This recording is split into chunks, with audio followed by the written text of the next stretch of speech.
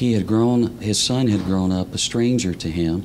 Now that his son was an adult, he was an alcoholic, a drug addict, and most of the time actually lived on the streets.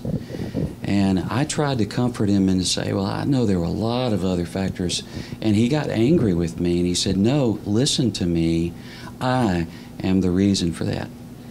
And then he looked across the table and said, you've just told me the projects you're involved in, all the ministries you have going, and I want to say frankly, I am very afraid for you. Please don't repeat my mistakes. And that was a life-changing conversation for me. It forced me to back up and look in my life about what matters most. And I recognized that my priorities did not reflect those of the man of God described in Holy Scriptures. And that called for a radical restructuring of my entire life. It actually called for me to change positions of ministry so I could do what I was called to do without neglecting my family that I deeply, deeply loved.